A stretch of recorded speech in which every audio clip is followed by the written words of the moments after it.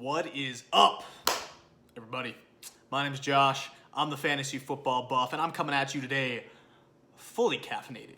Today we're going to be talking about what you should be doing in your Dynasty League with my guy, Dak Prescott. So without further ado, let's get it.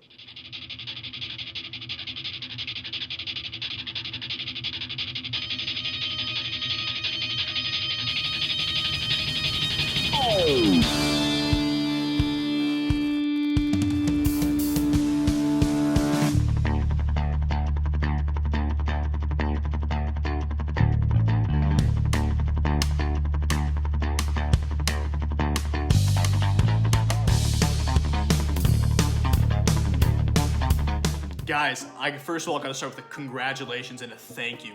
We've passed 50 subs, baby. Let's go. I'm about to go quit my real job and become a YouTube personality. I am taking off. And to you, Mr. McKenzie, my high school math teacher who told me I wasn't going to amount to nothing, I got 50 subs on YouTube. So let's go. Proving the haters wrong. There's been a lot of buzz around the NFL recently about my guy Dak. Right? A lot of people have been talking about him for years, and I think a lot of people don't realize why. Right? There's a reason you and I are having this discussion right now, and it's because Dak has been dominant from a fantasy football perspective on the NFL field for his entire career. Guys, his rookie year in 2016, he was the quarterback 7. In 2017, he was the quarterback 10. In 2018, he was the quarterback 14. And last year in 2019, he was the second best quarterback in all of fantasy football.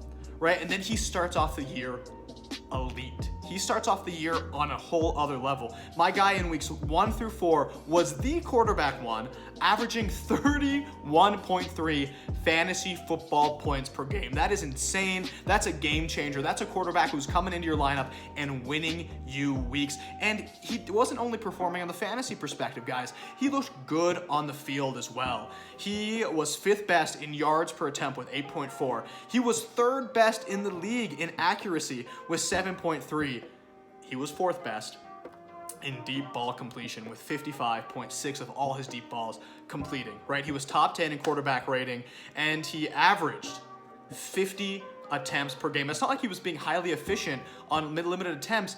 50 passes per game, that's insane, right? He was on pace for 6,700 passing yards through his first 4 games. For context, Peyton Manning currently holds the record in 2013 with on passing yards, and Dak Prescott, if he would have kept up this level, would have beat the NFL record by 1,300 passing yards. 1,300 passing yards. So even if he were to regress a little bit, right, he was still a smash to pass that record, right? So not only is he talented, which is very important in Dynasty, but he has elite weapons around him between CeeDee Lamb, who is looking like a stud through the start of the season, through Michael Gallup and Amari Cooper, and then, not to mention Zeke coming out the backfield. He has elite weapons around him, which is something you want in fantasy football, and his head coach, right? Mike McCarthy coming in with their beautiful pass-heavy scheme is what made Aaron Rodgers such an elite fantasy quarterback for so many years. So we're not just talking about some QB2 here, guys. We're talking about a potential top 3, if not top 2, dynasty quarterback right now. And we're having this discussion today because he got hurt. All right, if you're sensitive and don't like this kind of stuff, don't watch, but here's the video. 13. Not gonna keep it. Prescott breaks the tackle. He picks up a total of 9 more. Oh no! Oh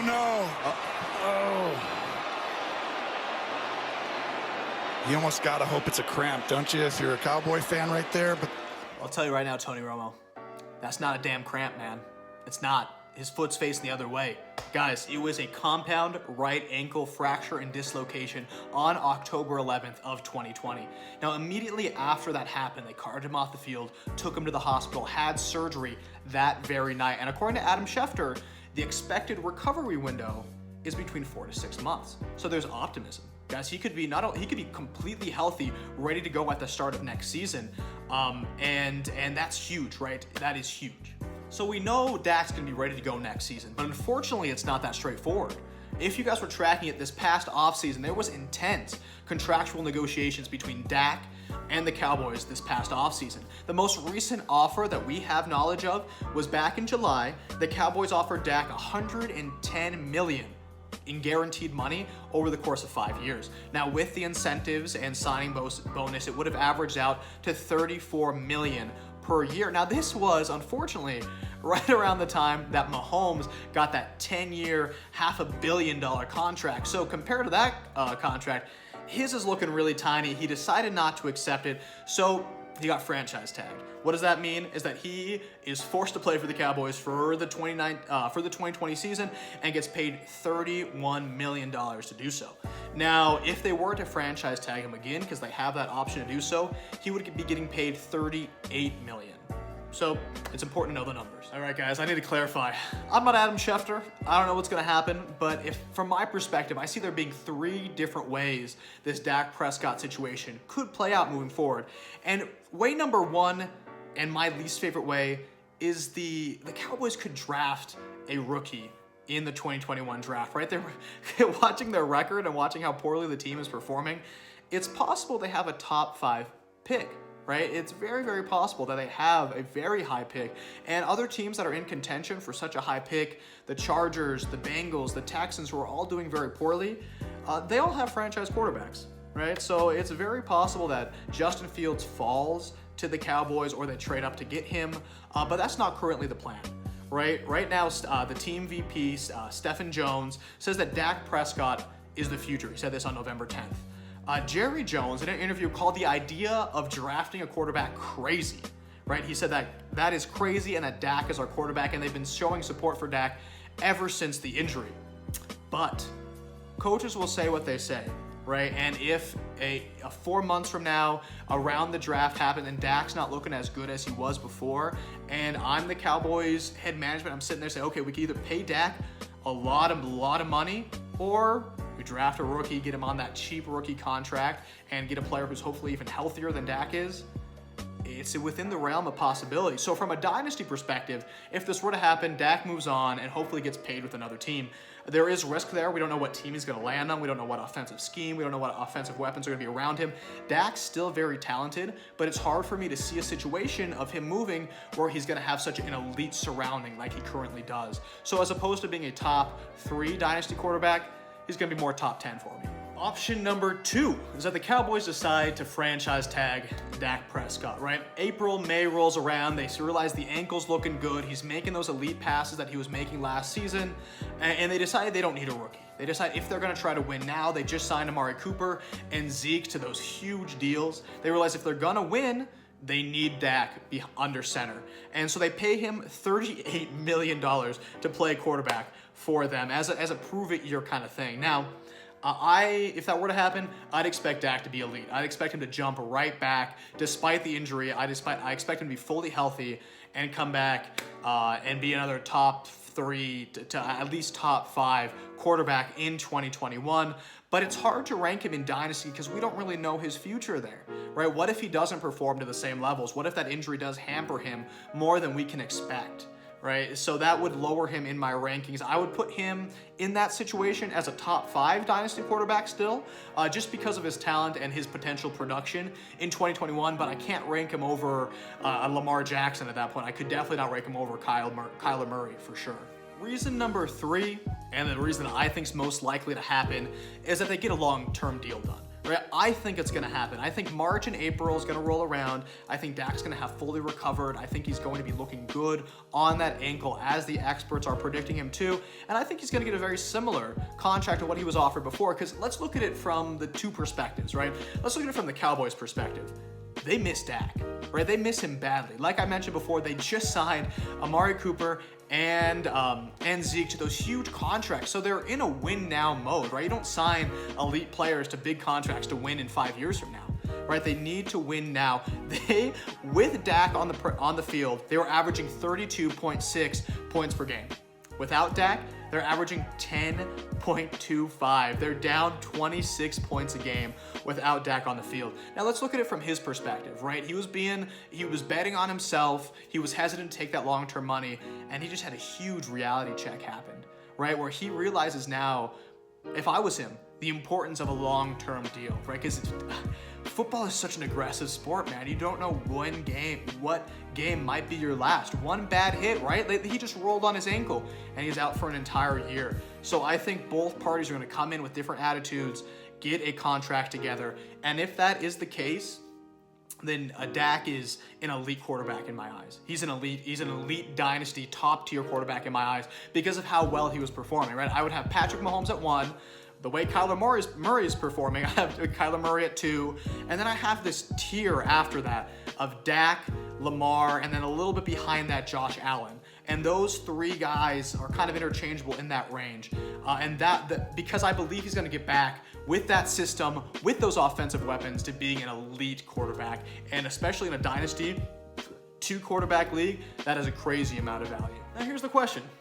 If you have Dak, what should you do? Right? I just laid out these 3 different options, and in all of these 3 options, I still see Dak as being a top 10 dynasty quarterback, right? Whether it's because of talent alone or because I do believe he's going to have a long-term contract where he will get back to that elite production. So if I'm the Dak Prescott owner, which I am, I'm holding on to him. I'm not really entertaining offers because I know that his value is currently as low as it ever will be because of this uncertainty. Is there risk that he just retires or that he ends up on a really terrible team and has no dynasty value? Absolutely, right? That's possible. I don't think it's likely, but it's possible. But we know his ceiling. We know how good he can be. So if you sell him, honestly, for anything short of those, top tier, at least top 5 dynasty quarterback numbers, then you're missing out here. You're missing on an opportunity. And on the flip side, now might be a nice buy low window, right? A lot of people saw that injury. A lot of people know the contract uncertainty. A lot of people in their back of their head, the Dak owner, might have not seen this video and is worried that Dak's going to end up somewhere else and the Cowboys going to end up with Justin Fields on their team. And if I'm you, I'm sending out trade offers, right? I'm sending out a couple trade offers because from my perspective, he's still a top 5 dynasty quarterback and is going to make your team elite as soon as next season. All right, guys, as I normally do at the end of each video, I like to analyze the team of one of my followers and give them a little bit of feedback. And this team is excellent, and it's for my guy, Cade. Cade was one of my first followers, and we've been talking back and forth since I really started this page. So Cade, I'm happy to do it for you, bro. He knew me before I got internet famous and had 50 subs, so he's a real one. All right, let's look at his team here. My first reaction, very positive. Well, no, here's my first reaction. Guys, stop, if you're in Dynasty League, stop playing with kickers and defenses, right? The whole point of a Dynasty League is to draft players you believe in and watch them develop throughout their career. Who cares about a defense, right? Who cares about a kicker? That needs to go, man. That needs to go. Anyways, that's my own personal rant for the day. Let's start off. Kid, your team looks good, bro. I like it a lot. I really like your running back core between Miles Sanders and Josh Jacobs. 2 young running backs who are on those rookie contracts who should be good for years to come. They're both have RB2 floors, which in a dynasty running back, that's all you need, man. And they have definitely some upside as well. Love your wide receiver core. Keenan Allen, AJ Brown, DJ Chark, those guys are, they're elite. They are performing this season and will continue to be good for the foreseeable future. So I love all your options. Looking at your bench here, you also have Robbie Anderson and Brandon Ayuk on the bench. So that just further adds to the depth of your team. My only real concern here, dude, you even got George Kittle on your team, man, right? And Jonnu Smith is your backup. So you have an excellent, young, deep roster. My only concern for your team right now is the fact that it is a 2-quarterback league, and you have Tom Brady, Carson Wentz, and Derek Carr, and Trubisky. But those are all your quarterbacks, and so that's my only concern. As I mentioned a lot in this very video about Dak Prescott, in 2-quarterback dynasty leagues, quarterback is so important on winning consistently week by week and also having a solid future. Now, man, you're 7-3, right? So you're not going to have a high pick. So I would do my goal for you this offseason is do what you can. Try not to give any elite pieces up, but try to get a younger up-and-coming quarterback, right? Maybe, I don't know if you could get a Joe Burrow. I don't know if you could get a Tua. I don't know if you could get a Justin Herbert and stack him with Keenan Allen. If you could do that, I don't know how, it might be too late to buy low on Justin Herbert, but that man is going to have an excellent future in the NFL. If you could acquire him somehow, because I'm just nervous. Right? I'm nervous for your team in the sense that Mitch Trubisky is not the future, right? Derek Carr is looking good, but they also have Mariota on that team, so you don't know what his future looks like for sure. Carson Wentz is just not performing, and I'm sick of making excuses for Carson Wentz. And Tom Brady's getting older, right? So your team looks good this season, and you have youth and depth at every other position, but it's the long-term concerns that I have for your quarterback room. Now let's quickly pull up your picks because I want to talk about this strategy in particular in Dynasty. Cade's team looks really good because he kind of sold out his 2021 draft. He only has a 4th round pick, and he said that he traded Robert Woods and a 1st round pick for AJ Brown. I would have done the same thing. Love that trade, right? You have Woods who's declining. He got that new contract, but he's not getting any younger, right? And the Rams pass offense right now is kind of off and on, and AJ Brown is a top 10, if not top 8, if not top 5 Dynasty wide receiver right now. So I think that was an excellent pick. And then you said you traded Gaskins and the Baltimore defense you received Gaskins and the Baltimore defense for Jarvis, the Bills defense, in a 2nd. All right, so yeah, not a bad situation. I understand you want a running back depth, and Gaskin is looking like the real deal when he's healthy. So we'll see. The Dolphins speak very highly about Gaskin. He's not someone I've been following super closely. And I understand the upgrading of the defense because the Bills' D is not looking as good as it used to. But I think that trade's a little bit more even. The first trade was a smash. The second one, I could see either side. And it's tough for me to evaluate because I personally don't play with defenses in my Dynasty League. Overall, Cade, man, I like your team. You said you're 7-3. I hope you won this past weekend. And, dude, I really do think that this is a team that's going to be solid for the next couple of years. If you can lock down just one young quarterback to add in there, your team's going to be elite for years to come, man. So good work, and I appreciate the support, bro. All right, guys, that's all from me. Let me know in the comments below what you think is going to happen with Dak and whether or not you're buying him in his current situation, because dude, I'll admit it, it's risky to buy injured players. It is, but I believe the upside is there, so that is worth it. Guys, again, thank you for the 50 subs. If you're new to the channel, hit that subscribe button, and let's prove Mr. McKenzie wrong, man. I'm not a failure. All right, guys, we'll see you later. Peace.